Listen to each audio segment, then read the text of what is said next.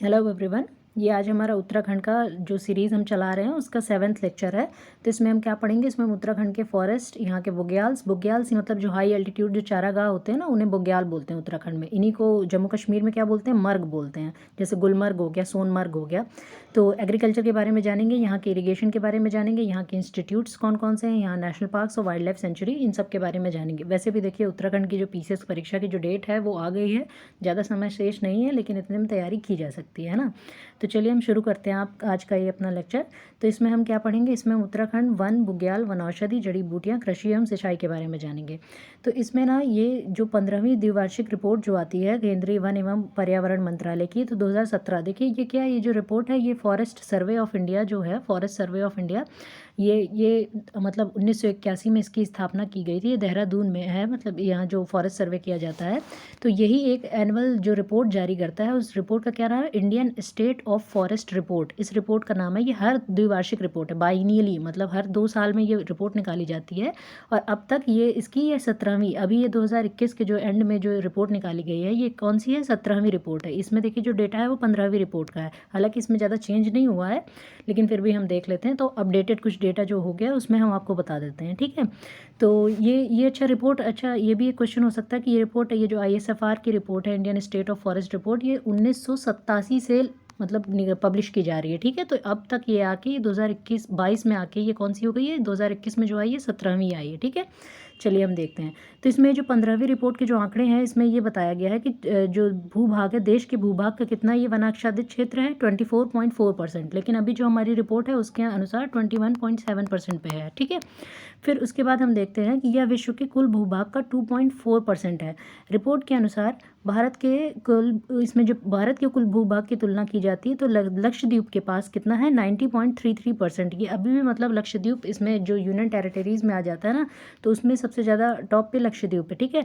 फिर ये 15वीं रिपोर्ट के अनुसार क्या है कि ये त्रिपुरा, गोवा और सिक्किम, इनके बारे में है। अगर अब 17वीं रिपोर्ट पे आप देखते हैं, तो 17वीं रिपोर्ट, इसको तो हम नहीं देखें, 17वीं रिपोर्ट में हम ये जान लेते हैं कि जो 17वीं रिपोर्ट आई है उसमें सबसे ज़्यादा जो वन का एरिया है वो कहाँ है, वो मध्य प्रदेश में है, उसके बाद अरुणाचल प्रदेश में है, उसके बाद छत्तीसगढ़ में है, फिर उड़ीसा में है, उसके बाद महाराष्ट्र में है। और यही अगर छोटे मतलब राज्यों की उसमें बात करें कि डेंसिटी के मामले में बात करें, यहाँ तो जब से सबसे ज़्यादा क्षेत्र MP है, तो बाकी अगर डेंसिटी के मामले में देखें तो मिजोरम टॉप पे है, ठीक है। तो हम चलिए इसमें आगे देखते हैं। अब हम यहाँ उत्तराखंड का डेटा देख लेते हैं। राज्य में जो सर्वाधिक वन प्रतिशत वाले घटते क्रम में जिले हैं वो नैनीताल, चंपावत, पौड़ी, गढ़वाल है। तो ये अभी भी इस रिपोर्ट में भी यही था कि नैनीताल में सबसे ज़्यादा है, फिर चंपावत, फिर पौड़ी, गढ़वाल, इसमें चेंज नहीं हुआ। हालांकि उत्तराखंड में अगर देखें जो रिपोर्ट आई है 2021 की, इसमें उत्तराखंड में ज़्यादा चेंज नहीं हुआ, एकदम मार्जिनल चेंज हुआ है, वो देहरादून के मतलब उसमें हुआ है, ठीक है। तो उत्तराखंड में जितना था उससे बस थोड़ा बड़ा ही चेंज हुआ, बाकी सब वही है। तो राज्य के सबसे अधिक वन क्षेत्रफल वाला जिला पौड़ी गढ़वाल है, ये अभी भी है, और सबसे कम वन क्षेत्र वाला ये ऊधम सिंह नगर है, ठीक है। फिर राज्य के सबसे अधिक सघन वन नैनीताल, उसके बाद देहरादून, और फिर पिथौरागढ़ में स्थित है। उत्तराखंड राज्य के कुल वन क्षेत्रफल का 40% कुमायूं में है और 59% गढ़वाल है। गढ़वाल में देखिए एरिया भी ज़्यादा है, तो वहाँ पे क्या है, ज़्यादा 59% है, और कुमायूं में एरिया भी कम है, तो यहाँ पे क्या है, 40% है, ठीक है। तो 60-40 के अनुपात में आप याद रखिएगा। अब उत्तराखंड राज्य को ये देखिए मेन है, इसमें हम क्या है कि इसमें जो वनों के किन भागों में बांटा गया है, तो इसमें उपोष्ण कटिबंधीय वन, उपोष्ण मतलब ये जो सब ट्रॉपिकल आता है, ट्रॉपिकल तो मतलब जहाँ पे सूर्य की ये जो ट्रॉपिक ऑफ कैंसर और ट्रॉपिक ऑफ कैप्रिकॉर्न के बीच में जितने आते हैं, मतलब कर्क रेखा और मकर रेखा के बीच में, तो वहाँ पे आता है उष्ण कटिबंधीय ट्रॉपिकल एरिया। बाकी उपोष्ण ये फिर सब ट्रॉपिकल हो जाता है, ठीक है।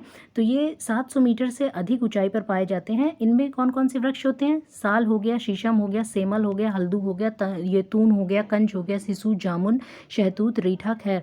इसमें देखिए जो ये शीशम की जो लकड़ी होती है काफ़ी मजबूत लकड़ी होती है।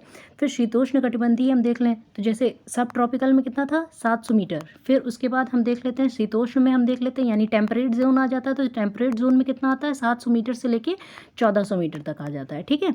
तो फिर उसमें हम देखते हैं कि इसकी ऊंचाई पर पाए जाते हैं, इनमें कौन कौन से हैं, चीड़, खरसू, कैल, गैंठी, तो ये कहाँ पे पाए जाते हैं, ये टेम्परेट जोन में पाए जाते हैं। फिर सब माउंटेनियस रीजन यानी उप पर्वतीय या फिर निचली जो अल्पाइन जो श्रेणी होती है, अल्पाइन मतलब ये जो कैनोपी वाले होते हैं ना फॉरेस्ट, जिनकी मतलब ऐसे ऐसे जिनकी वो होती है, तो ये दिखने में ऐसे होते हैं, तो इन्हें अल्पाइन श्रेणी का कहते हैं। तो ये अल्पाइन श्रेणी वाले कहाँ पे मिलते हैं? 1400 से 2800 मीटर की ऊंचाई पे पाए जाते हैं। और इन वनों की पत्तियां कैसी होती हैं? चौड़ी होती हैं, मोटी होती हैं। हाँ, और फिर इनमें कौन कौन से आते हैं? जैसे बाज हो गया, बुरांश हो गया, ये इसमें आ जाता है। फिर पर्वतीय तथा अल्पाइन, जो प्योर अल्पाइन में आ जाते हैं, तो ये कितनी 2800 से 3800 मीटर की ऊंचाई पे पाए जाते हैं। ये इंपॉर्टेंट है। अल्पाइन कितने में आ जाते हैं? 2800 से 3800 मीटर की ऊंचाई पे पाए जाते हैं। और इनमें कौन कौन से इंपॉर्टेंट है पेड़?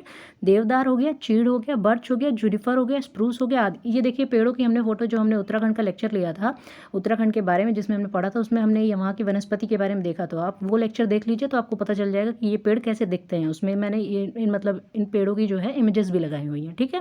फिर चीड़ के वृक्ष में लीसा नामक पदार्थ प्राप्त होता है, जिसका प्रयोग विरोजा तथा तारपीन बनाने में किया जाता है। तो ये किससे मिलता है? चीड़ के पत्ते से, उससे। ठीक है। और फिर घास के मैदान उत्तराखंड में 3800 से 4200 की मीटर की ऊंचाई पे पाए जाते हैं। जो 3800 से 4200 मीटर की मतलब काफ़ी ऊंचाई पे पाए जाते हैं। इन्हें क्या बोलते हैं? बुग्याल बोलते हैं। जो हम बुग्याल की बात कर रहे थे, ये हाई एल्टीट्यूड में होते हैं, ये चारागाह होते हैं। और इन्हें पशुपालकों का स्वर्ग भी कहा जाता है, क्योंकि यहाँ पे मतलब पशुओं के चारागाह जो होता है बहुत अच्छा होता है, तो इन्हें पशुपालकों का स्वर्ग भी कहते हैं। और इसमें कई तरह की मतलब जड़ी बूटियां भी पाई जाती हैं। और स्थानीय भाषा में बुग्याल इनको बोलते हैं, जो चारागाह होते हैं। और ये क्षेत्र गुग्गल, विल, जटामासी जैसी जड़ी बूटियों तथा ये जो भमीरी, कूट एवं रतन जोत जैसी औषधियों का भंडार है। तो ये सारी औषधियाँ देखिए कहाँ यूज़ होती हैं। ये जो आयुर्वेदिक जो मेडिसिन होती हैं, इवन एलोपैथिक मेडिसिन में भी जो मेडिसिनल प्लांट्स हैं, ये यूज़ होते हैं। ठीक है। तो बुग्याल 5 प्रकार के होते हैं। कौन कौन से? एक होता है दुग बुग्याल, एक होता है वस बुग्याल, एक होता है मोट बुग्याल, एक धनिया और एक धत्ती। दुग, वस, मोट, धनिया, धत्ती। ठीक है। चलिए आगे बढ़ते हैं। तो हम ये जनपद के जो प्रमुख बुग्याल हैं अलग अलग जनपद के, तो उनमें देख लेते हैं। तो चमोली जनपद में कौन सा है? बेदनी बुग्याल। और ये रूपकुंड मार्ग पर यह बुग्याल राज्य का सबसे बड़ा बुग्याल है, जिसे वेदों का प्रणयन स्थल भी कहा जाता है। रूपकुंड लेक, अच्छा तो ये तो पता होगी ना, रूपकुंड लेक जो होती, जहाँ पे मतलब कई लोगों के कंकाल मिले थे, तो ये भी एक टूरिज्म का स्थान है। तो यहाँ के रास्ते पे ये पड़ता है, बेदनी बुग्याल। और बागची, अविनगर्क, ये औली बुग्याल। औली तो ये जो टूरिज्म का स्थान है, वहाँ पे औली मतलब एडवेंचर टूरिज्म के लिए जाना जाता है। यहाँ पे स्नोफॉल भी बहुत होता है। और ये नंदन कानन, संतोपथ, ये रताकुंड बुग्याल और ये घस्तोली, ये सारे कहाँ हैं? ये मतलब इधर, जैसे ये रतनकुंड, लक्ष्मीबन, ये माड़ा के ऊपर आता है, ये वसुधारा। तो ये आप एक बार इनके मतलब रीडिंग मार लीजिएगा। ठीक है। उत्तरकाशी में देख लीजिए, जैसे केदार खर्क है, ये इंपॉर्टेंट। ये तपोवन इंपॉर्टेंट है। तो ये गंगोत्री और गौमुख के निकट आते हैं। तपोवन जैसे काफ़ी फेमस है वहाँ पे। और ये हरकी दून हो गया, टोंस नदी के उद्गम के ऊपर है। हमने जब नदियों के बारे में पढ़ा था ना, तो हमने पढ़ा था ना कि ये इधर से निकलती है। तो ये उत्तरकाशी में आ गया। रुद्रप्रयाग में आ गया कसनी खर्क आ गया। टिहरी में आ गया पवाली कांठा। पिथौरागढ़ में आली, थाला, बुग्याल। तो ये सारे क्या हैं? बुग्याल हैं। फिर आगे हम देख लेते हैं जो जड़ी बूटियाँ, जो वना औषधियाँ। वैसे भी हिमालय के पर्वतों पे क्या मतलब जैसे बहुत सारी जड़ी बूटियाँ पाई जाती हैं। हम संजीवनी के बारे में हमने अपनी मतलब माइथोलॉजी में भी हमने पढ़ा है। तो हम वना औषधि के बारे में देख लेते हैं। तो उत्तराखंड राज्य में सर्वप्रथम बेलाडोना नामक औषधि पौधे की खेती 1903 में हुई थी। ये इंपॉर्टेंट है। सर्वप्रथम कौन सा? बेलाडोना। कब? 1903। तो ये याद रखिएगा। फिर राज्य में जड़ी बूटियों के संरक्षण एवं संग्रहण का कार्य सर्वप्रथम सहकारिता विभाग द्वारा 1972 में किया गया। कब किया गया? ये जो कॉपरेशन डिपार्टमेंट था उसके द्वारा 1972 में किया गया था। क्योंकि यहाँ पे क्या है, हाई एल्टीट्यूड पे हिमालयन क्षेत्र पे जैसे मेडिसिनल वैल्यू वाले जो पौधे होते हैं बहुत ज़्यादा होते हैं, तो इसीलिए इनका संरक्षण करने की आवश्यकता हो गई है ना, क्योंकि इनका दोहन ताकि ना हो। तो उत्तराखंड में 500 किस्म की जड़ी बूटियाँ पाई जाती हैं। और हरिद्वार से 300 से अधिक जड़ी बूटी उद्योग हैं तथा देहरादून में 184 से अधिक फार्मासिटी ये सेलेक्ट हुई। देखिए ये सब इधर क्यों है? क्योंकि यहाँ पे जैसे हाई एल्टीट्यूड पे ये मेडिसिनल प्लांट्स हो गए। इवन जो पतंजलि का भी जो सेंटर है, रिसर्च सेंटर, वो भी यहीं पे है, उत्तराखंड में ही सिचुएटेड है। ठीक है। हरिद्वार के बाद वहाँ पे उनका योगा सेंटर भी काफ़ी बड़ा है। तो क्यों? और ये पतंजलि के तो ये वैसे भी स्वदेशी पे ये लोग जोर देते हैं। तो ये यहीं से उनको क्या मिल जाती है? जड़ी बूटी। वो कोई भी चीज़ देख लीजिए, देखिए गिलोय अभी कोरोना के टाइम पे काफ़ी हुआ था, तो ये वहाँ पे आती हैं। तो लोग इनको, जो वहाँ के लोकल लोग हैं, इनको अपने डेली लाइफ में मतलब यूज़ भी करते हैं। ठीक है। फिर चरक संहिता में उत्तराखंड के भूभाग को वानस्पतिक बगीचा कहा गया है तथा हिमालय को हिमावन औषधि भूमि कहा गया है। ये किसमें? चरक संहिता सुश्रुत संहिता ही है ना, हमारे जो एंशियंट जो मेडिसिन के जो शास्त्र हैं वो ये हैं। ठीक है। तो इनमें क्या कहा गया है? उत्तराखंड को वानस्पतिक बगीचा कहा गया है। ठीक है। फिर उसके बाद उत्तराखंड राज्य में अनेक प्रकार की जड़ी बूटियों का निर्यात किया जाता है। उनमें से कौन कौन सी हैं तो कुछ हम देख लेते हैं। जैसे सर्पगंधा हुआ, ये काफ़ी फेमस है। जैसे ये जो जटामासी भी काफ़ी फेमस है। कुटकी, आतेश, ये खार, चिरैता, लेवेंडर, ये वन ककड़ी, झूला, कलिहारी, इन सब का यूज़ होता है। इन सब का जैसे ये आँखों की जोत बढ़ाने में भी इनका यूज़ करते हैं। और जैसे कि ये बाल जिसके बहुत ज़्यादा गिरते हैं, तो इस मतलब अलग अलग सब जड़ी बूटियाँ हैं जो अलग अलग काम में यूज़ होती है। ठीक है। फिर अल्मोड़ा के ये जो मोहनरी व देघाट, पौड़ी गढ़वाल के ये जो जयरी खाल तथा जोशीमठ से जड़ी बूटी क्लस्टर प्राप्त होते हैं। ये अल्मोड़ा, इधर जोशीमठ, तो हर जगह से क्लस्टर मतलब क्या होता है, जैसे एक बड़ा सा एरिया होता है, वहाँ पे हर तरह की जड़ी बूटियाँ, तो एक क्लस्टर उसको मतलब एक क्षेत्र उसके लिए निर्धारित कर दिया जाता है कि यहाँ पे इस तरह की चीज़ें आती हैं। तो उनका अगर कमर्शियली भी आप यूज़ कर रहे हैं ना, तो आपने अगर कोई जड़ी बूटी वहाँ से तोड़ी तो आप उस तरह से उसको लगाते भी हैं, ताकि मतलब सस्टेनेबल डेवलपमेंट चले, ठीक है ना, सतत विकास होता रहे। तो उत्तराखंड राज्य में जो हर्बल स्टेट घोषित किया गया है उत्तराखंड राज्य को, तथा हर्बल गार्डन की स्थापना ऋषिकेश में मुनि की रेती में की गई। मुनि की रेती यहाँ की एक मतलब तहसील के टाइप के है। तो यहाँ पे मुनि की रेती में जो क्षेत्र है वहाँ पे हर्बल गार्डन की, इवन जो उत्तराखंड का जो एम्स है वो भी ऋषिकेश में है। ऋषिकेश में भी योगा सेंटर है। तो और हमने ऋषिकेश के बारे में पढ़ा था कि गंगा और चंद्रभागा नदी के संगम पर स्थित है, ठीक है। फिर उत्तराखंड राज्य के ऋषिकेश, देहरादून, टनकपुर कहाँ आता है, चंपावत में। ऋषिकेश कहाँ आता है, देहरादून में। तथा रामनगर, नैनीताल में जड़ी बूटियों की मंडी की स्थापना की गई है, ठीक है। तो वन प्रबंधन अधिनियम 1982 में 114 जड़ी बूटियों को प्रतिबंधित ये किया गया था। कब, वन प्रबंधन ये जो कानून था 1982 का, इसमें 114 जड़ी बूटियों को। फिर उसके बाद हम देख लेते हैं उत्तराखंड राज्य में भूमि का वर्गीकरण। तो वन क्षेत्र कितना है, तो सबसे ज़्यादा वन क्षेत्र ही होगा, है ना, मतलब सबसे ज़्यादा माउंटेनियस रीजन, क्योंकि पहाड़ों पर है। तो कुमायूं में कितना 54% वन क्षेत्र है, और गढ़वाल का 68% वन क्षेत्र है। मतलब 68% गढ़वाल का एरिया क्या है, माउंटेनियस है। केवल 30% जो है प्लेन एरिया में आता है। और ये कुमायूं में मतलब 54% माउंटेनियस आता है। फिर शुद्ध बोया गया क्षेत्र उत्तराखंड में, ये कुमायूं क्षेत्र में 18.2 है, गढ़वाल में 9.2 है। चारागाह कुमायूं में कितने हैं, 7.1 है, मतलब कुमायूं में ज़्यादा है। तो बुग्याल की संख्या देखा जाएगा तो कुमायूं में ज़्यादा आएगी। और ये गढ़वाल में कितने, 4.6 है। ऊसर एवं कृषि विहीन भूमि कुमायूं में कितनी है, 3.1। और ऊसर भूमि जो मतलब ऊसर जो होती है ना, ये ऊसर भूमि एक तरह से परती छोड़ दी जाती है, मतलब वहाँ पे कुछ होता नहीं है, बंजर टाइप की ज़मीन होती है, ठीक है। तो वो सबसे ज़्यादा गढ़वाल में कहाँ है, गढ़वाल में 7.1 है, ठीक है।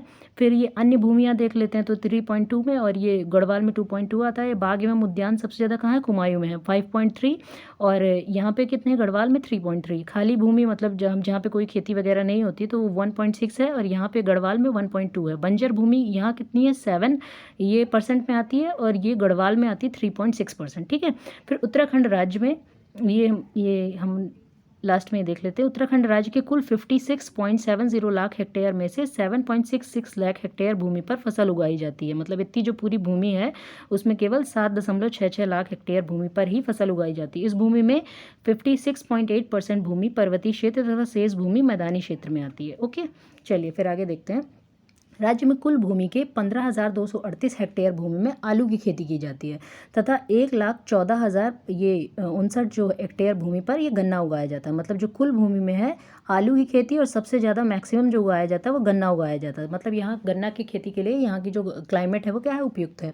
तो प्रमुख गन्ना उत्पादक कौन कौन से हैं, नैनीताल हो गया, हरिद्वार हो गया, उधम सिंह नगर, देहरादून का मैदानी भाग। देखिए जितने भी क्षेत्र आते हैं, अगर उत्तराखंड का मैप देखेंगे तो इधर के जो प्लेन एरिया आता है ना, ये नैनीताल इधर से छूता हुआ आता है, फिर हरिद्वार से फिर क्या गंगा ये जमीनी भाग पे आ जाती है ना, तो ये सब प्लेन एरिया आता है, इसीलिए यहाँ पे गन्ना होता है। तो राज्य के उपजाऊ भूमि का वर्गीकरण, और यहाँ पे क्या है, इस तरफ का एरिया जैसे यूपी में भी इधर से ये लगता है, तो यहाँ पे गन्ने की जैसे कई सारी शुगर मिल्स हैं, तो उसके लिए ये गन्ना यहाँ पे भी जैसे करते हैं तो डायरेक्ट वो लोग शुगर मिल में भी बेच देते हैं, तो इसलिए यहाँ पे गन्ने की खेती ज़्यादा होती है। तो राज्य के उपजाऊ भूमि का वर्गीकरण निम्न प्रकार किया जाता है। तो उपजाऊ भूमि जो फर्टाइल एरिया कैसे कैसे, उसको एक कटील, इज्जर या उखेड़ी, फिर दूसरा उपराऊ, फिर तीसरा तलाऊ तथा तराई या भाबर का क्षेत्र आता है। तराई भाबर का क्षेत्र तो हमने कई बार पढ़ा है कि जहाँ से मतलब नदियाँ जब पहाड़ों से ज़मीन पर आती हैं तो ये कंकरीले पत्थरों के एरिया से आती हैं, तो वही क्या आता है, भाबर का और तराई का क्षेत्र होता है। तो ये सबसे नीचे का तलाऊ, देखो तलाऊ नाम से ही हो गया। उपराऊ तलाऊ से जस्ट ऊपर जो होता है, और कटील इज्जर वो सबसे ऊपर हो गया, ठीक है। तो ये तो ऐसे ही याद हो गया। तो कटील भूमि को उखेड़ी, खिल, उलखेड़ी आदि नामों से जाना जाता है। यह एक निम्न श्रेणी की भूमि है जिसे राजस्व अभिलेखों में क्या कहा जाता है, उखड़ या दोयम दर्जे की भूमि कहा जाता है। तो इस प्रकार की भूमि पर भट्ट, मडुआ, गहत, कौड़ी, झंगोर, ओजल आदि फसलों को बोया जाता है। यह भूमि बलुई या कंकड़ पत्थर वाली होती है। मतलब यहाँ पे बहुत ज़्यादा माउंटेनियस रीजन पे है, तो मतलब बहुत ज़्यादा कंकड़ पत्थर ककरीली ज़मीन तो होगी, तो उस तरह की खेती, मतलब जैसे ये गेहूँ चावल उगाने लायक तो ये खेती होती नहीं है, तो इसीलिए इसको कटील भूमि या उखेड़ी खिल भूमि कहा जाता है, ठीक है। फिर नेक्स्ट हम अपना देखते हैं। तो उपजाऊ जो दूसरे नंबर की थी, उपराऊ भूमि उपजाऊ, तो ये लाल अथवा भूरे रंग की होती है। इसमें धान, उड़द, सोयाबीन मतलब जो लाल भूमि होती है उसमें क्या है लेटेराइटिक सॉइल जिसे बोलते हैं, तो इसमें वैसे भी आयरन वगैरह ये सब काफ़ी होता है। तो इसमें धान, उड़द, सोयाबीन, जौ, गेहूँ, मसूर, आलू आदि की फसल उगाई जाती है। इन पर उगने वाली फसल वर्ष पर ये जो वर्षा पर निर्भर करती है, क्योंकि इनमें खेत जो होते हैं सीढ़ी नुमा होते हैं। पहाड़ों पे जैसे कि सीढ़ी नुमा खेत हुए तो वर्षा होगी, क्योंकि पानी सीढ़ी नुमा खेतों में क्या है पानी टिक नहीं पाता है ना, टिक नहीं पाता तो बहता बहता चला जाता है। ठीक है, तो इसमें क्या है वर्षा होती रहेगी, क्योंकि पहाड़ों पे तो ऐसा है नहीं कि वो वाटर रिसोर्स जो ज़मीन का मतलब अंडरग्राउंड वाटर उनको पहुंचाएगा, तो उसमें ऊपर से ही जो बारिश होगी वही उसको पानी दे पाएगी, है ना। तो यहाँ पे क्या होता है कि ये जो सीढ़ी नुमा खेत होते हैं तो इसमें 2 वर्ष में 3 फसलें उगाई जाती हैं। मतलब जैसे प्लेन एरिया में आप देखो तो एक वर्ष में आप 3 फसल उगा सकते हो, है ना, लेकिन यहाँ पे क्या है 2 वर्ष में 3 फसलें उगाई जा सकती हैं। तो तालाव का जो तात्पर्य है इस सिंचित भूमि से है। तालाव मतलब एक तालाव का मतलब ये हो गया जैसे तालाव नीचे की तरफ का बोल देते हैं ना, तलहटी के पास का। तो ये भूमि नदी, घाटी तथा गगेरों के पास स्थित है। इस भूमि में सर्वाधिक लगान लिया जाता है। अब सबसे ज़्यादा मतलब सबसे ज़्यादा सिंचित भूमि भी यही है, तो सब अच्छी खासी यहाँ फसल होती होगी, तो लगान भी यहाँ से ही मतलब लिया जाएगा। अब जो कंकरीली जो लोग अपने खाने के लिए नहीं उगा पा रहे हैं तो उनसे लगान मतलब क्या ही लिया जाएगा, है ना। तो पहाड़ियों एवं मैदानी क्षेत्रों के बीच की पट्टी तराई या भाबर कहलाती है। इसको हम कई बार पढ़ चुके हैं। तो पहाड़ी और मैदानी के बीच की जो पट्टी होती है वो तराई और भाबर होती है। तो उपज की दृष्टि से तराई में क्या होता है बहुत ज़्यादा पानी भरा होता है, भाबर क्या होता है ककड़ीला एरिया होता है, वहाँ से नदी क्या होती है एक तरह से लुप्त हो जाती है। ठीक है, तो उपज की दृष्टि से यह भूमि उत्तम मानी जाती है। इसमें धान एवं गन्ना प्रचुर मात्रा में होता है। एवं यूपी के भी जो तराई का एरिया है ना, जो मतलब उत्तरी यूपी का एरिया जो है उसको तराई बेल्ट में आता है, जैसे रोहिलखंड का काफ़ी एरिया।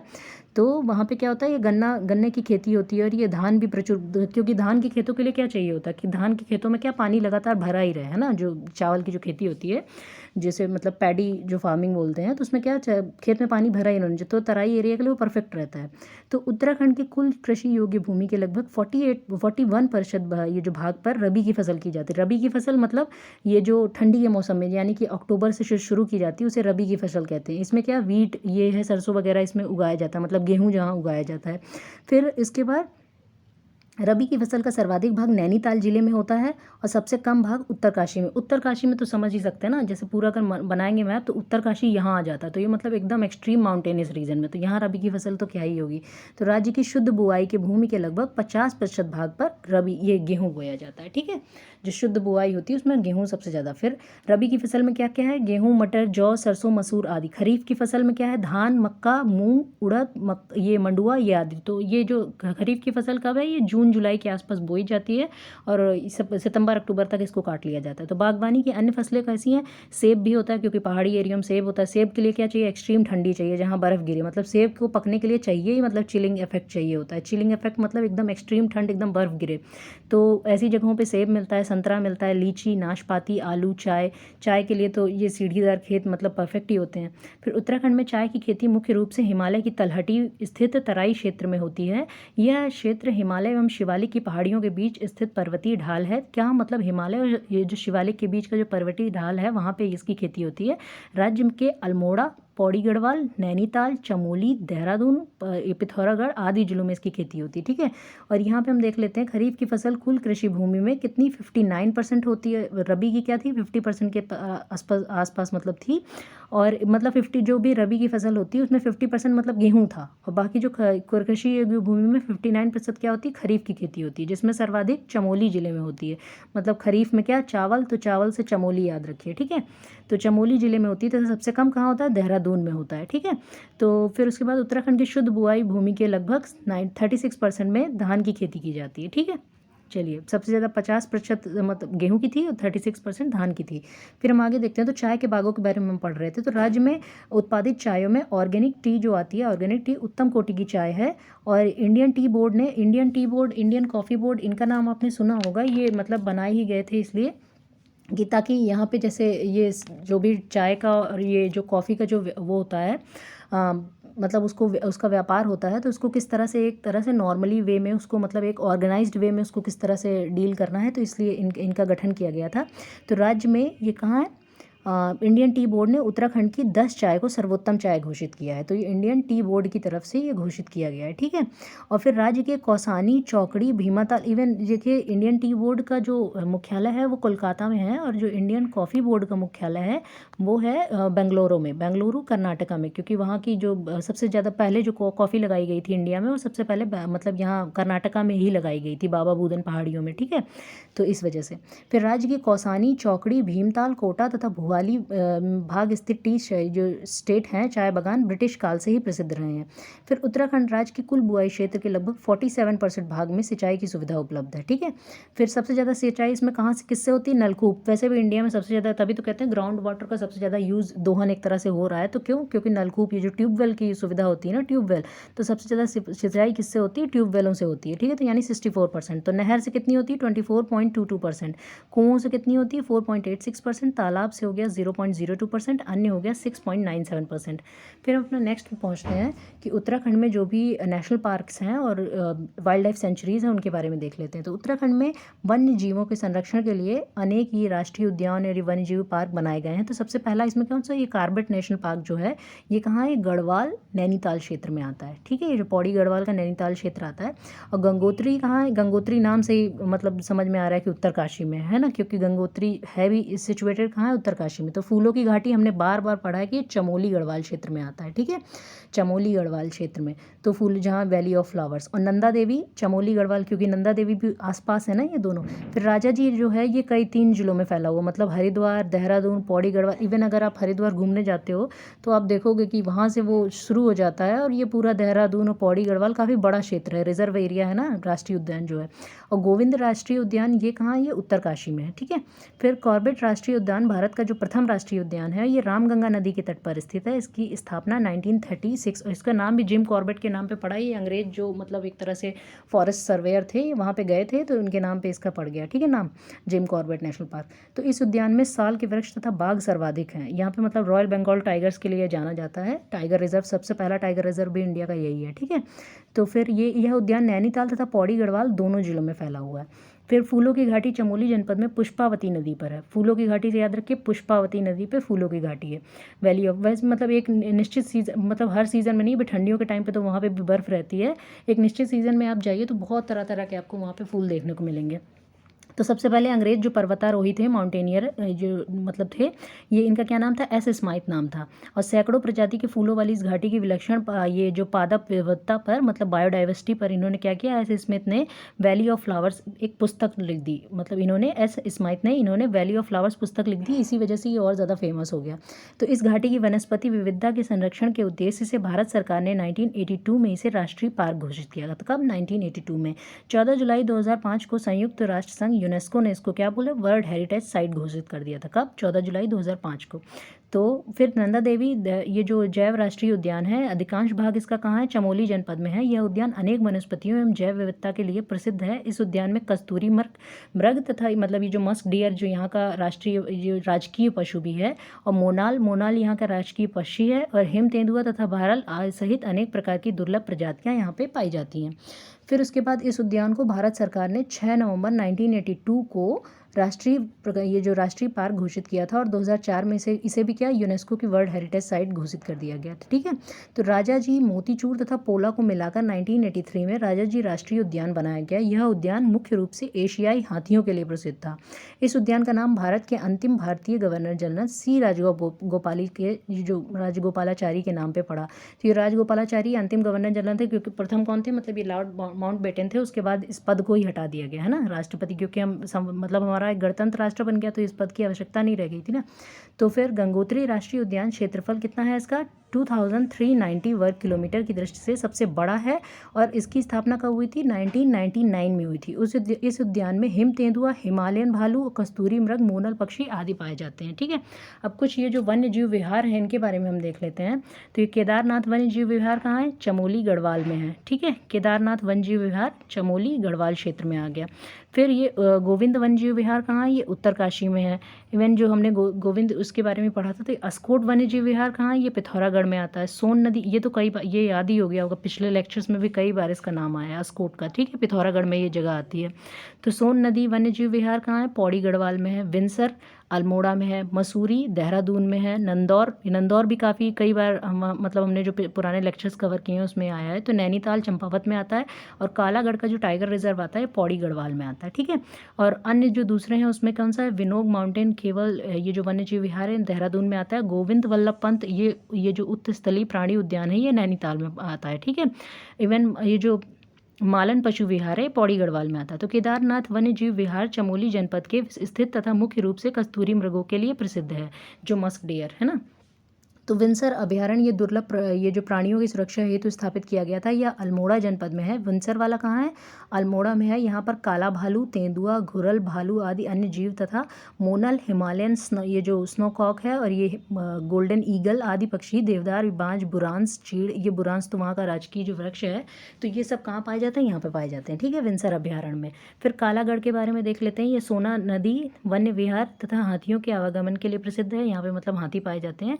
और गोविंद वन्यजीव विहार की स्थापना 1955 में हुई थी। ये उत्तरकाशी जनपद में आ जाता है। तो यहाँ पर मुख्य रूप से स्नो लेपर्ड, उत्तरकाशी में आता है, मतलब बहुत ज़्यादा हाई एल्टीट्यूड एरिया, वहाँ पे मतलब स्नोफॉल बहुत होता है, बर्फ़ की ग्लेशियर्स हैं, यहाँ से ही नदियाँ निकलती हैं। तो स्नो लेपर्ड यहाँ पाया जाता है। भरल, कस्तूरी मृग, बिल्ली, ये जो है, और ये भूरा बालू, और ये सांभर, हिमालयन थार, ये सारी चीज़ें कहाँ हैं, ये जो मोनल है, ये सब यहाँ पे पाए जाते हैं। फिर अस्कोट वन्यजीव विहार की स्थापना देख लेते हैं, 1986 में हुई थी। ये पिथौरागढ़ जनपद में है। इसके विहार में हिमबाग, ये जो हिमबाग मतलब जो होता है ना, स्नो लेपर्ड आता है जो, और भालू, ये भराल, और ये थार मृग आदि ये पशु हैं। यहाँ पे कोकलास, हिमालयन स्नोकॉक, पीजेंट, ट्रेकपॉन, मोनाल, ये जो पहाड़ी तीतर आदि पक्षी यहाँ पे पाए जाते हैं। तो इस विहार में कस्तूरी मृग सर्वाधिक पाया जाता है। अस्कोट वन्यजीव विहार में जो मस्क डियर है, जो यहाँ का राजकीय पशु है, वो सबसे ज़्यादा पाया जाता है। तो इस विहार की स्थापना मुख्य रूप से कस्तूरी मृग की सुरक्षा एवं संवर्धन के लिए किया गया था। फिर पौड़ी गढ़वाल में स्थित देख लेते हैं। तो सोना नदी वन्य जीव विहार की स्थापना 1987 में की गई थी। इस विहार में शीशम, शाल, जामुन, बांस आदि जंगली ये जो वृक्ष हैं, इनके साथ यहाँ पे हाथी, शेर, चीतल आदि चीज़ें भी पाई जाती हैं। तो सांभर, घड़ियाल, अजगर, ये घो, ये सारी चीज़ें यहाँ पे पाई जाती। अब देहरादून का मसूरी वन्य जीव विहार देख लेते हैं। मसूरी में जो लबासना है ना, जहाँ पे IAS की जो ट्रेनिंग होती है, तो मसूरी में ये कब भी, ये 1993 में इसको स्थापित किया गया था। तो यहाँ पर यह लुप्त प्राय पक्षी माउंटेन क्वेल, यानी जिसे पहाड़ी बटेर, तीतर बटेर का आपने नाम सुना होगा, चिड़िया होते हैं ना, अब तो मतलब एक्सटिंक्ट होने के कगार पे आ गई हैं, दिखती ही नहीं है। तो ये यहाँ पर लुप्त प्राय जो पक्षी है माउंटेन क्वेल यानी पहाड़ी बटेर को अंतिम बार देखा गया था। यहाँ पर तीतर बटेर, चकोर, जंगली मुर्गा जैसे पक्षी तथा कांकड़, लंगूर, और ये बंदर, सेटी, जंगली सुअर, भालू आदि पाए जाते हैं, ठीक है। तो वन्य जीवों एवं वनस्पतियों के संरक्षण हेतु नंदौर ये जो वन जीव विहार की स्थापना वर्ष 2012 में की गई थी, मतलब इसकी लेटेस्ट की गई है ना, ये अभी 2012 में हुई है।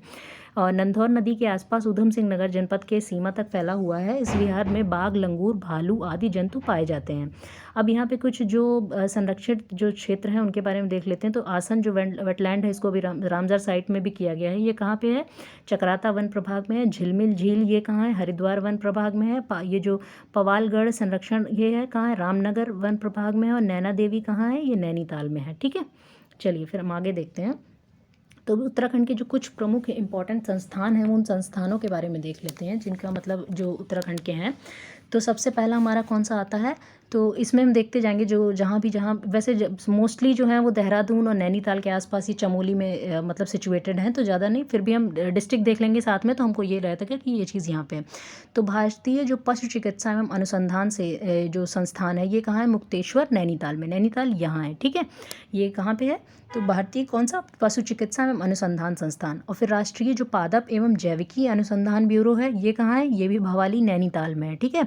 तो पशु चिकित्सा भी हो गई कहाँ, नैनीताल में। पादप एवं जैविकी अनुसंधान भी कहाँ हो गया, नैनीताल में। और फिर उसके बाद हम देखेंगे डेयरी शोध एवं विकास संस्थान, ये भी नैनीताल में, ठीक है। अब मतलब जहाँ पे पशु हैं, जहाँ पे पशुओं की चिकित्सा हो रही है, तो डेयरी का काम भी वहीं पे होगा। तो फिर वो कहाँ, इस तरह से मतलब आप याद रखेंगे, है ना, कोई भी चीज़ आप दिमाग में बिठा लीजिए, तो वो नैनीताल में आ गया।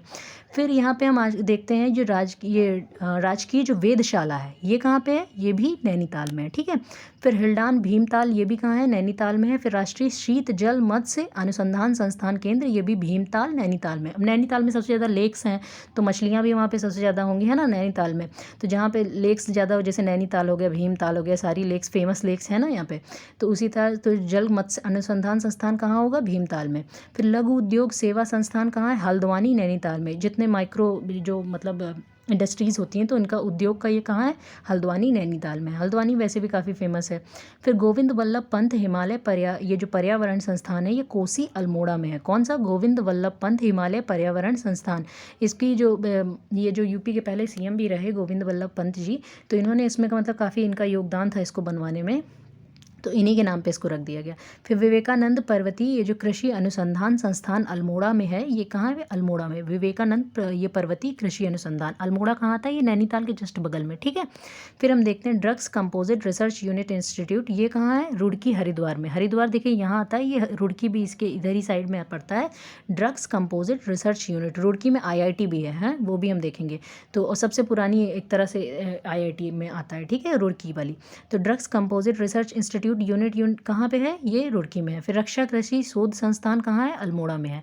फिर हम नेक्स्ट देखते हैं, तो रक्षा कृषि शोध संस्थान ये हो गया अल्मोड़ा में। फिर सेंट्रल बिल्डिंग रिसर्च इंस्टीट्यूट ये कहाँ है, रुड़की में। रुड़की में ही ये जो रुड़की है ना, वैसे भी आर्किटेक्चर के लिए जानी जाती है, जो मतलब इसका जो फेमस जैसे कोर्सेज, जैसे हर IIT कुछ कोर्सेज जैसे करती है ना, तो रुड़की में जो सबसे पहले जब स्थापित किया गया था तो ये आर्किटेक्चर के लिए ही जाना जाता था, ठीक है।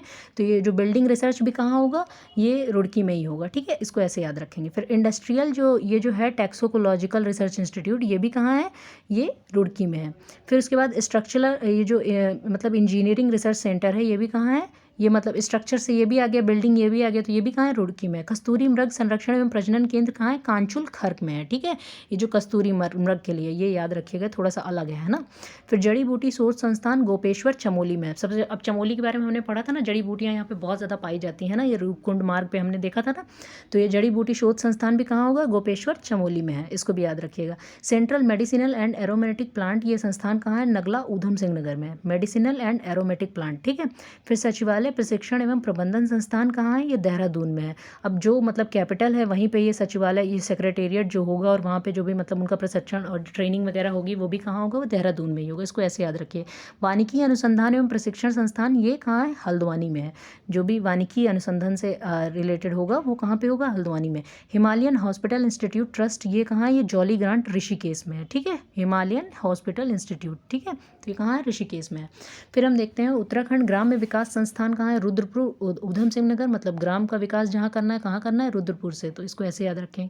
फिर इंडियन इंस्टीट्यूट ऑफ पेट्रोलियम से रिलेटेड तो मतलब जितना भी ये काफ़ी फेमस है, ये देहरादून में आता है। फिर Wadia institute of Himalayan geology, ये कहाँ आता है, ये देहरादून में। तो ये जो मतलब JP वाडिया के नाम पे ये जो वाडिया इंस्टीट्यूट का नाम रखा गया है ना, ये मतलब एक जो पारसी थे, इनका जियोलॉजी में इनका बहुत ज़्यादा योगदान था, और इसमें ये जो जियोलॉजिकल सर्वे ऑफ इंडिया था, इसके सर्वेयर भी इनको बनाया गया था। तो ये जो जियोलॉजिकल सर्वे ऑफ इंडिया था, मतलब हिंदुस्तान की पुरानी ये 1851 में बनी थी, तो हिंदुस्तान की काफ़ी पुरानी जो संस्थाएं हैं उनमें से एक है, और इसका जो हेडक्वार्टर है वो कोलकाता में आता है। तो ये जो मतलब ये जो वाडिया थे, ये इसी के डायरेक्टर भी थे एक टाइम पे, ठीक है। तो इनके नाम पे ही इस इंस्टीट्यूट का नाम रख दिया गया है, क्योंकि इनका योगदान में बहुत था जियोलॉजी सेक्टर में। तो जो Wadia institute of Himalayan geology है, ये देहरादून में। इवन जो अभी जो भूस्खलन आया था 2013 वाला, उसमें वाडिया इंस्टीट्यूट ने काफ़ी मतलब इसके पहले ही उन्होंने एक तरह से वार्निंग दी थी, चेतावनी दी थी कि इस तरह की चीज़ें हो सकती हैं, हिमालयन इकोलॉजी क्या है, बहुत ही ज़्यादा फ्रेजाइल है। तो फिर इसका ये कहाँ है, देहरादून में। फिर भारतीय जो पुरातत्व सर्वेक्षण है, ये कहाँ, इसका जो हेडक्वार्टर है कहाँ है, ये देहरादून में है। ऐसे तो अगर नेशनल उसका हेडक्वार्टर देखा जाए तो वो आर्कियोलॉजिकल सर्वे ऑफ इंडिया का तो दिल्ली में आता है, बाकी जैसे उनके जो क्षेत्रीय होते हैं ना, तो ये कहाँ पे, ये देहरादून में। फिर Indian institute of remote sensing Uttarakhand अंतरिक्ष उपयोग केंद्र, ये भी कहाँ है, देहरादून में। फिर भारतीय, अब देखिए यहाँ पे जितनी आएंगी मोस्टली सब देहरादून में है। फिर भारतीय पुरातत्व सर्वेक्षण रसायन शाखा, ये जो मतलब ये जो उनका केमिकल फॉरेंसिक डिपार्टमेंट आता है वो देहरादून में है। फिर Indian institute of remote sensing, ये भी कहाँ है, जो अंतरिक्ष मतलब ये उपयोग के लिए है, वो देहरादून में है। फिर ड्रिलिंग टेक्नोलॉजी इंस्टीट्यूट, ये भी देहरादून में। फिर क्षेत्रीय अभिलेखागार मुख्यालय, ये भी देहरादून में है। ONGC के बारे में, ONGC का क्या है, देखिए पेट्रोलियम या देहरादून में है, तो ONGC का भी है देहरादून में। फिर राष्ट्रीय दृष्टिबाधित संस्थान, ये भी देहरादून में है। फिर उसके बाद ये जो IRDI रायपुर, ये भी देहरादून में। फॉरेस्ट रिसर्च इंस्टीट्यूट देहरादून, ये तो हमने उत्तराखंड के लेक्चर में फर्स्ट डे ही पढ़ा था कि फॉरेस्ट रिसर्च इंस्टीट्यूट क्या है। ये मतलब जब अंग्रेज़ यहाँ पे आके बसे थे ना, उन्होंने फॉरेस्ट के रिजर्व्स के बारे में यहाँ पे देखा, तो उन्होंने ही इस इंस्टीट्यूट की जो स्थापना की थी। फिर बाद में इसका नाम क्या पड़ गया, फॉरेस्ट रिसर्च इंस्टीट्यूट। फिर उसके बाद सर्वे ऑफ इंडिया, ये भी कहाँ है, देहरादून में। सर्वे ऑफ इंडिया की ये मतलब हिंदुस्तान में जो भी जितने भी संस्थान, उनमें से सबसे पुराना है survey of India. Survey of India की स्थापना कब हुई थी, 1767 1947 में हुई थी और इसकी मतलब इसका जो हेडक्वार्टर है वो तो देहरादून में। अभी अगर इसके डायरेक्टर देखे जाएँ सर्वे ऑफ इंडिया के तो नवीन तोमर जी हैं और ये मिनिस्ट्री ऑफ ये जो साइंस एंड टेक्नोलॉजी के अंतर्गत आता है। और ये जो भारत के जो भी मैप वगैरह जो भी चीज़ें हैं ना, ये सर्वे ऑफ इंडिया ही मतलब उनको प्रकाशित करता है। ये अभी जैसे जो जम्मू कश्मीर को उत्तर ये यूनियन टेरिटरी बनाया गया था, तो जो मैप मतलब जो संशोधित मैप जो प्रस्तुत किया वो सर्वे ऑफ इंडिया ही नहीं किया, जिसमें नेपाल ने आपत्ति की थी। ठीक है, तो वो चीज़ हम कई बार देख चुके हैं। फिर राज्य बीज एवं जैविक उत्पाद ये जो प्रमाणीकरण संस्थान है ये कहाँ है, ये देहरादून में है। फिर software technology park of India ये भी देहरादून में है। डिफेंस इलेक्ट्रॉनिक्स ये जो एप्लीकेशंस लेबोरेटरी है ये भी देहरादून में है। फिर भारतीय पेट्रोलियम संस्थान कहाँ है, ये देहरादून में विश्वविद्यालय के रूप में। ये पेट्रोलियम संस्थान तो हमने यहाँ पे देखा था कि Indian institute of petroleum Dehradun, विश्वविद्यालय मतलब वहाँ पे पेट्रोलॉजी पे पढ़ाई भी होती है, तो वो क्या है, वो भी देहरादून में है। फिर भारतीय वन एवं वन जीव अनुसंधान संस्थान देहरादून में है। फिर उत्तराखंड विज्ञान शिक्षा एवं अनुसंधान केंद्र देहरादून में। फिर उत्तराखंड राज्य विज्ञान एवं प्रौद्योगिकी परिषद ये भी देहरादून में है। फिर उत्तराखंड पशुधन विकास बोर्ड का प्रशिक्षण केंद्र कहाँ है, ये भी देहरादून में है।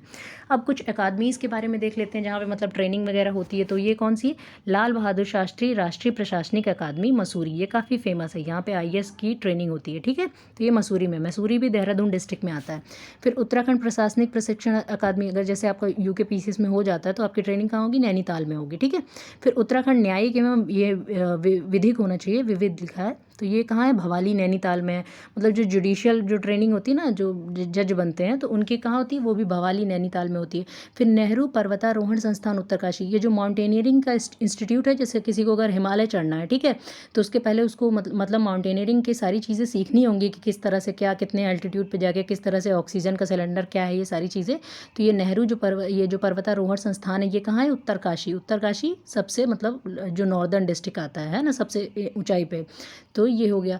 ये काफ़ी फेमस इंस्टीट्यूट है। ठीक है, फिर उत्तराखंड का जो संस्कृत अकादमी है ये कहाँ, संस्कृत अकादमी ये कहाँ है, हरिद्वार में है। ठीक है, हरिद्वार मतलब इसको ऐसे याद रखिए कि काफ़ी ज़्यादा पूजा पाठ की भूमि है, तो संस्कृत अकादमी। फिर ये जो राजीव गांधी साहसिक खेल ये जो अकादमी है ये कोटी कॉलोनी टिहरी में है। ठीक है, टिहरी डिस्ट्रिक्ट में आता है, तो गढ़वाल रीजन में। ठीक है, लोक भाषा एवं बोली संवर्धन परिषद कहाँ है, ये गौचर में, गौचर में एक एयरपोर्ट भी है। ठीक है, फिर उत्तराखंड भाषा संस्थान कहाँ है, ये देहरादून में। फिर उत्तराखंड उर्दू अकादमी कहाँ है, देहरादून में। भारतीय सैन्य अकादमी जो इंडियन मिलिट्री एकेडमी है ना, जो आईएमए पे कई लोगों की जैसे जो भी उसमें जाते हैं, इंडिया के थ्रू जाते हैं, तो उनकी जो ट्रेनिंग होती है आईएमए की, तो वो कहाँ, देहरादून में होती है। फिर डॉक्टर ये जो ये बड़थवाल हिंदी अकादमी है ये कहाँ है, ये देहरादून में। फिर ये कुछ शैक्षिक संस्थान देख लेते हैं जो मतलब इंस्टीट्यूट्स हैं, उनके बारे में देखते हैं। तो सबसे पहला ये क्या है, भारत खंडे संगीत महाविद्यालय, ये कहाँ है, ये देहरादून में है, देहरादून। और ये अल्मोड़ा। ठीक है, फिर गोविंद वल्लभ पंत ये जो कृषि तथा प्रौद्योगिकी विश्वविद्यालय है पंतनगर में, इसको हम पढ़ चुके हैं। ठीक है, गोविंद वल्लभ पंत जी के सहयोग से इसको मतलब उनके प्रयासों से ये बना था यहाँ पे उत्तराखंड में। फिर हेमवती नंदन ये जो बहुगुणा गढ़वाल विश्वविद्यालय है ये कहाँ है, ये श्रीनगर गढ़वाल में आता है। ठीक है, केंद्रीय विश्वविद्यालय इसको बना दिया गया, सेंट्रल इंस्टीट्यूट, कब से, यूनिवर्सिटी मतलब 2009 से। ठीक है, फिर कुमायूं विश्वविद्यालय देख लेते हैं, तो ये नैनीताल में है। वे भारतीय जो IIT हमने देखा ना, ये रुड़की में है, जो आर्किटेक्चर के लिए जानी जाती है। ठीक है, फिर गुरुकुल कांगड़ी जो विश्वविद्यालय ये भी काफ़ी फेमस है, ये डीम्ड यूनिवर्सिटी है, तो ये हरिद्वार में है। ठीक है, गुरुकुल पद्धति से इसमें, तो गुरुकुल कांगड़ी विश्वविद्यालय। फिर Himalayan institute of medical college ये कहाँ है, जॉली ग्रांट देहरादून में। ओके, फिर नेक्स्ट हम देखते हैं, तो देव संस्कृत विश्वविद्यालय हरिद्वार में है। फिर पेट्रोलियम एवं ऊर्जा विश्वविद्यालय, पेट्रोलियम से रिलेटेड जो भी है वो देहरादून में। फिर Indian institute of management IIM भी है, ये कहाँ आता है, काशीपुर में आता है। काशीपुर हमने उधम सिंह नगर का पढ़ा था ना, गोविशाण, तो ये वहाँ पे आता है। फिर GB पंत ये जो कृषि एवं प्रौद्योगिकी ये जो विश्वविद्यालय है, कितनी बार हम देख चुके हैं, पंतनगर देश का प्रथम कृषि विश्वविद्यालय है। ठीक है, फर्स्ट है, और इसकी स्थापना 1960 में हुई थी। और फिर 1970 के आसपास 75 में शायद इसका नाम गोविंद वल्लभ पंत के नाम पे रखा गया था। ठीक है, फिर हेमवती नंदन बहुगुणा विश्वविद्यालय की स्थापना 1973 में हुई थी। फिर 1989 में इसका नाम हेमवती नंदन ये जो विश्वविद्यालय कर दिया गया था, तथा 2009 में इसे क्या, केंद्रीय सेंट्रल यूनिवर्सिटी का दर्जा दे दिया गया था। फिर भारतीय प्रौद्योगिकी संस्थान जो IIT रुड़की की स्थापना 9 जनवरी 1847 में, देखिए ना, अंग्रेजों के टाइम पे हुई थी, 9 जनवरी 1847। ठीक है, उस टाइम पे हुई।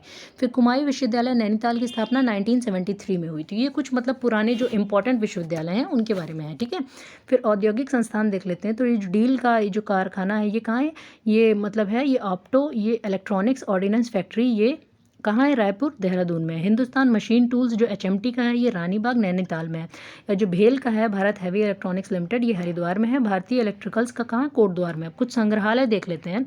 तो पंडित गोविंद वल्लभ पंत राजकीय संग्रहालय अल्मोड़ा में है। फिर लोक संस्कृति संग्रहालय खुरानी भीमताल में है। फिर जिम कॉर्बेट नेशनल पार्क ये जो है ये तो हमने पढ़ा ना, कालाडूंगी नैनीताल में है। हिमालयन पुरातत्व एवं नववंशीय संग्रहालय ये कहाँ है? श्रीनगर में है। जो हिमालयन आर्कियोलॉजी और ये जो नववंशीय है ना, जो ह्यूमन स्केल्टन्स वगैरह ये सारी चीज़ें पाई जाती हैं, तो ये कहाँ है? श्रीनगर में है, गढ़वाल में आता है। ठीक है। फिर ये जो मौलाराम यहाँ पे ये मौलाराम चित्र संग्रहालय ये कहाँ है? ये भी श्रीनगर में आता है। फिर ये देहरादून वन संग्रहालय देहरादून में है। मतलब फॉरेस्ट से रिलेटेड जो चीज़ें हैं वो कहाँ मिल जाती हैं? हमें देहरादून में मिल जाती हैं। और हिमालयन संग्रहालय कुमायूं विश्वविद्यालय में है, तो ये नैनीताल में है। तो यहीं के साथ हमारा ये लेक्चर समाप्त होता है। आई होप कि आपको ये पसंद आया होगा। Thank you. जय हिंद, जय भारत।